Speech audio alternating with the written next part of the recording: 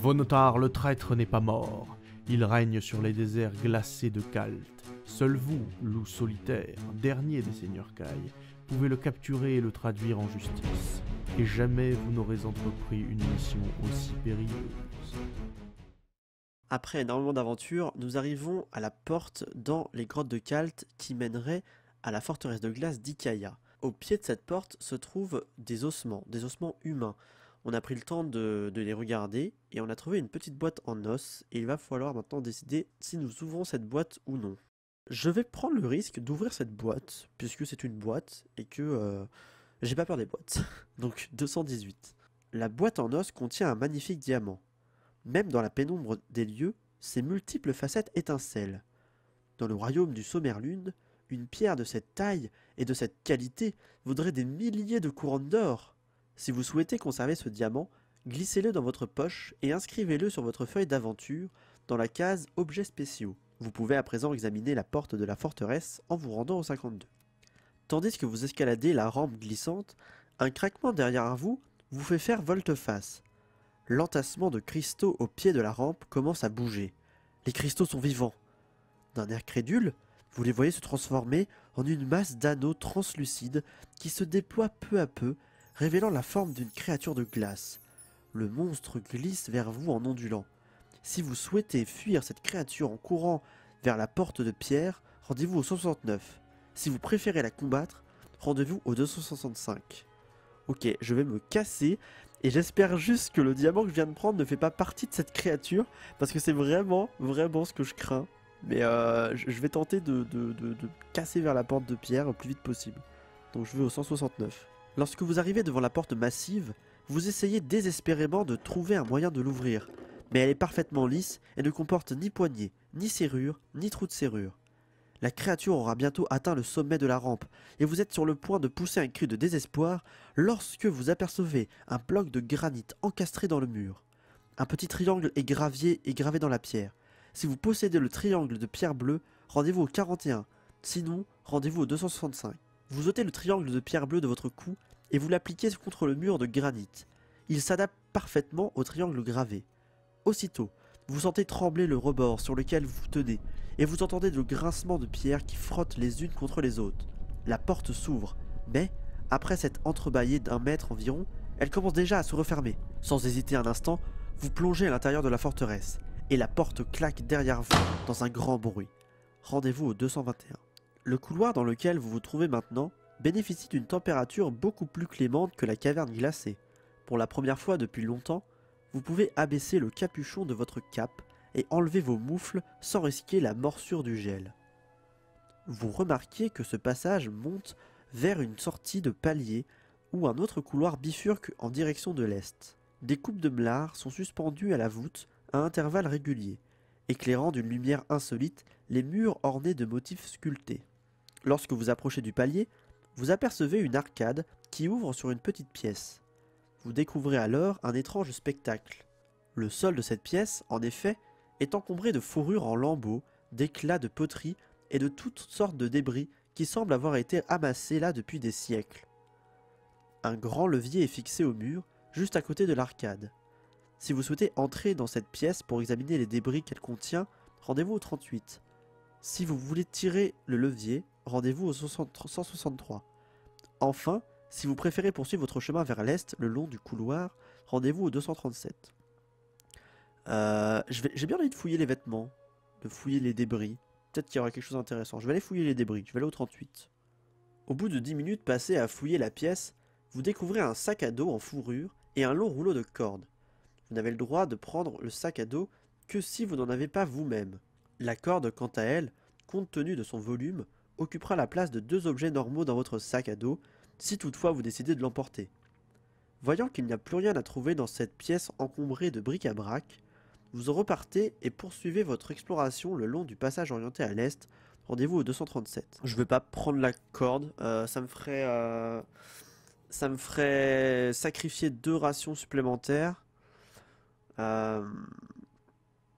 Honnêtement, je vais pas prendre la corde.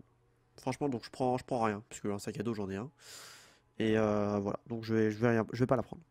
Vous arrivez bientôt au pied d'un large escalier de pierre qui monte en direction du nord vers un palier situé à une dizaine de mètres au-dessus de vous. Chaque marche a été légèrement creusée en son milieu par les pieds des innombrables créatures qui ont jadis habité les étages inférieurs de la forteresse. Tandis que vous escaladez ces mêmes marches, vous vous demandez pendant combien de temps encore vous pourrez éviter que votre présence ne soit découverte. Jusqu'à présent, vous n'avez pas rencontré âme qui vive dans ces couloirs déserts. Pour l'instant, vous bénéficiez de l'effet de surprise et vous priez le ciel que Vonotar ne soupçonne pas la présence d'un intrus dans les profondeurs de sa propre forteresse. Vous arrivez bientôt sur le palier, puis vous traversez une grotte vide en vous dirigeant vers une arcade plongée dans la pénombre. Là, le couloir bifurque, un passage part vers l'est et un autre vers l'ouest. Si vous êtes affamé, il vous faut à présent prendre un repas, sinon vous perdez 3 points d'endurance. Si vous souhaitez emprunter le passage orienté à l'est, rendez-vous au 92. Si vous préférez vous engager dans le passage orienté à l'ouest, rendez-vous au 297. Donc je vais m'enlever du coup un repas. Je vais aller vers l'ouest. Je suis allé vers l'ouest à l'épisode d'avant, je vais aller vers l'ouest maintenant aussi. Au bout de 5 minutes de marche environ, le couloir tourne brusquement en direction du nord. Un peu plus loin sur votre gauche, vous apercevez une grande porte de pierre. Le levier, fixé au mur juste à côté, est en position haute et la porte fermée. Si vous souhaitez tirer ce levier et ouvrir la porte, rendez-vous au 317. Si vous préférez poursuivre votre chemin en direction du nord, rendez-vous au 126. Les fameux leviers. Les fameux leviers. Allez, je tire le levier. Allez, on est fou, on tire le levier. La porte de pierre commence à s'ouvrir en grinçant. Mais elle se coince brusquement alors qu'elle est simplement entrebâillée. L'ouverture ainsi ménagée ne fait guère plus d'une 60aine de centimètres de large et vous parvenez tout juste à vous faufiler. Derrière la porte, vous découvrez une pièce de la température glaciale et qui sent le renfermer. De toute évidence, il doit y avoir une éternité que personne n'est rentré ici. Des étagères de pierre fixées au mur sont surchargées de bouteilles et de flacons, tandis que sur une table, au centre de la pièce, est posé un sac rempli de potions de différentes couleurs. Si vous souhaitez examiner ces anciennes potions, rendez-vous au 10. Si vous préférez quitter les lieux et poursuivre votre chemin en direction du nord, rendez-vous au 126. Bon, des vieilles potions dans un endroit qui n'a pas été visité depuis des lustres. Je connais pas les dates de péremption de potions, mais j'estime que ça doit pas être incroyable. Je vais quand même y jeter un œil, ça coûte rien. Donc je vais jeter un œil aux potions. Le sac contient 4 fioles de verre ouvragé. Elles sont remplies de liquide rouge, orange, vert et noir. Lequel souhaitez-vous examiner? Le rouge, l'orange, vert et le noir. Vous pouvez ensuite utiliser ce sac comme sac à dos si vous en avez besoin.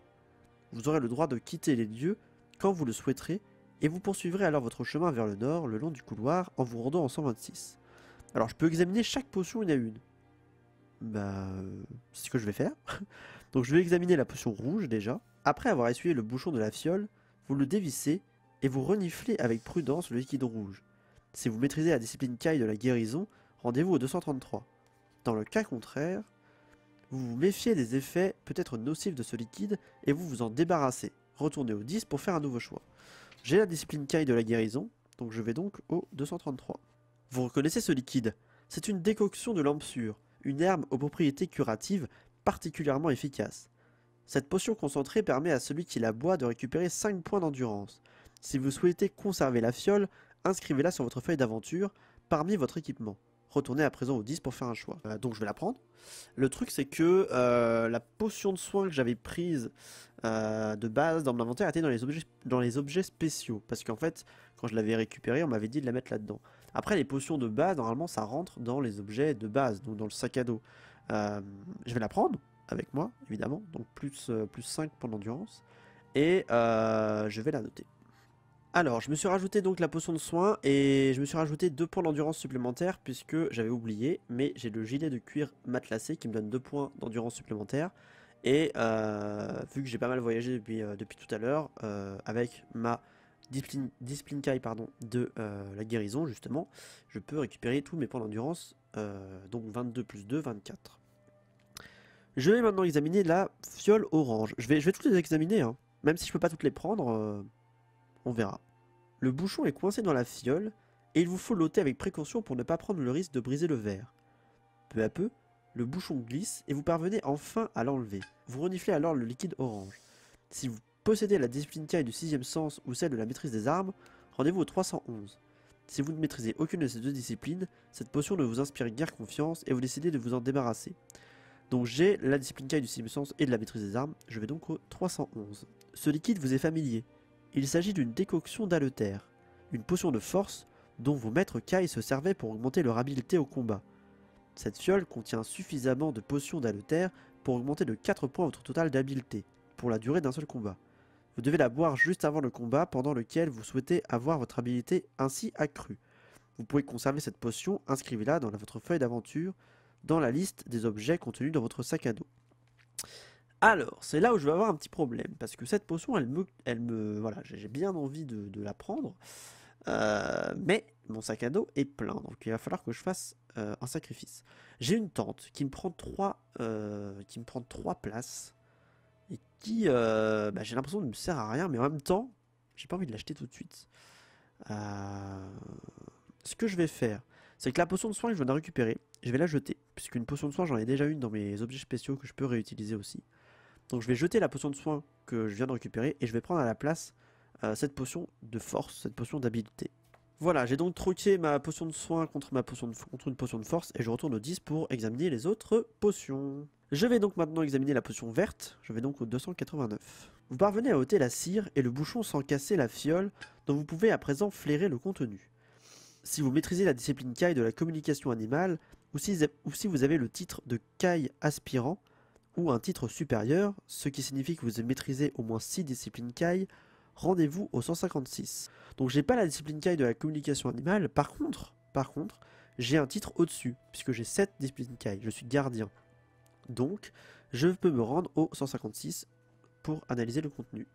Vous reconnaissez l'odeur d'un concentré de brosse à potence ou dents de sommeil, comme on l'appelle plus communément au Sommerlund. Il s'agit d'un buisson épineux, dont vos maîtres Kai se servaient pour endormir les chevaux malades ou blessés. Le concentré préparé à l'aide de cette plante constituant une puissante potion somnifère. Si vous souhaitez la conserver, inscrivez-la sur votre feuille d'aventure dans la case des objets contenus dans votre sac à dos, retournez en 10 pour faire un nouveau choix. Je vais pas la prendre. Honnêtement, je vais pas la prendre, j'en vois pas l'intérêt, à part la jeter sur un ennemi pour qu'il s'endorme. Encore faudrait-il qu'il soit soumis. Franchement, ça m'intéresse pas des masses, donc je vais analyser la dernière potion. Le bouchon est scellé avec de la cire. Si vous voulez briser la cire, sachez que vous prenez le risque de casser le verre peu épais de la fiole pour essayer de briser la cire qui scelle le bouchon. Rendez-vous au 54. Si le contenu de cette fiole ne vous inspire pas confiance et que vous ne souhaitez pas risquer de la casser, abandonnez-la et retournez au 10 pour faire un choix. Allez, je suis chaud. Je vais casser la cire. Je vais le regretter, mais je vais casser la cire. Le verre est très fin, et vous avez besoin de toute votre concentration et de toute votre habileté pour éviter de le casser. Utilisez la table des hasards pour obtenir un chiffre. Si vous possédez la discipline Kai de la maîtrise psychique de la matière, ou celle de la puissance psychique, ajoutez 3 au chiffre que vous avez tiré. Si votre total est de 0 ou 4, rendez-vous au 250. De 5 à 12, rendez-vous au 268. Donc moi j'ai la puissance psychique, donc je vais rajouter 3 au chiffre que je vais tirer maintenant. Je fais 3, donc plus 3, ça fait 6. Vous parvenez à briser la cire sans casser la fiole. Il ne vous reste plus qu'à déboucher celle-ci. Le liquide noir dégage alors une odeur forte et âcre. Si vous êtes déjà allé dans le cimetière des anciens, rendez-vous au 177. Sinon, vous vous hâtez de reboucher la fiole. Cette odeur, en effet, vous donne la nausée, et vous ne souhaitez pas conserver ce liquide douteux. Retournez au 10 et faites un nouveau choix. Ok, donc tous ces risques pour rien, puisque je ne suis pas allé au cimetière des anciens, je n'ai aucune idée de ce que c'est. Donc je vais donc retourner au 10 et faire... ne pas faire un nouveau choix, mais continuer l'aventure. Alors, je vais donc maintenant quitter les lieux avec ma potion de force. Finalement, j'ai pris que la potion de force. Et je vais me rendre au 126. Vous remarquez que les murs et le plafond du couloir sont couverts d'étranges sculptures. Elles semblent représenter de petits cyclones ou des tornades qui changent peu à peu de forme pour prendre une apparence presque humaine. Bien que ces hiéroglyphes vous intriguent, vous ne vous attardez pas à les examiner et vous poursuivez votre chemin. Un peu plus loin, le tunnel tourne brusquement vers la droite. Vous apercevez alors une autre porte de pierre aménagée dans le mur nord. Le levier qui la commande est relevé et la porte fermée. Au bout du couloir, après la porte, un escalier monte vers de mystérieuses ténèbres. Si vous voulez examiner cette porte, rendez-vous au 246. Si vous préférez continuer tout droit et monter l'escalier, rendez-vous au 323.